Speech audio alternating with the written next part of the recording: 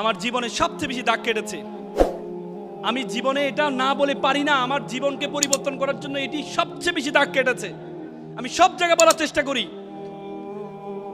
আমি ঠিক তখন আমি ঢাকা বিশ্ববিদ্যালয়ের ছাত্র ছিলাম। সূর্যসেন হলে থাকতাম। আমাদের তো নাইট গার্ড ছিলেন, উনি সারা রাত ধরে নাইট ডিউটি দিতেন। সকালে একদিন দেখলাম পিঠা বিক্রি করছেন। তো আমি বললাম, মামা আপনি সারা রাত ধরে নাইট ডিউটি দেন, সকালে পিঠা বিক্রি করেন, ঘুমানটা কখন? বলছে, মামা আমার জন্য দোয়া করবে, আমার ছেলেটা এসএসজিতে প্লাস পেয়েছে। এসএসজিতে প্লাস পেয়েছে, এসএসজিতে প্লাস আমার ছেলেকে আমি ঢাকা মেডিকেলে ভর্তি করাবো।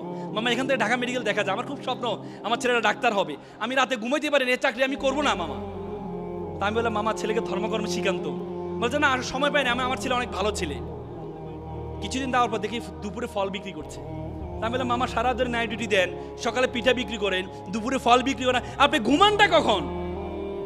বলছে, মামা আমার জন্য দোয়া করবো, আমার ছেলেটা এসএসজিতে প্লাস পেয়েছে, মেডিকেলে ভর্তি করে 30-35 হাজার টাকা লাগবে, এই জন্য আমি একটু কষ্ট করছি। পরে আমি তাকে নিয়ে রেটিনা ভর্তি করে দিলাম, কোচিংয়ের ব্যবস্থা করে দিলাম, রেটিনার ছাড়ের ব্যবস্থা করে দিলাম।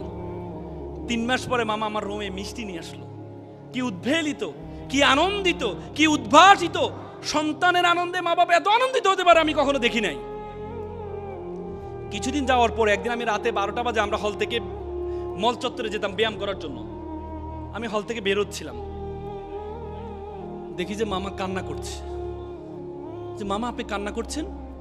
কথা বলে না। মানে মামা কি হয়েছে আমাকে বলেন। যে মামা আমি আর পারছি না। যে মামা কি হয়েছে আমাকে বলেন।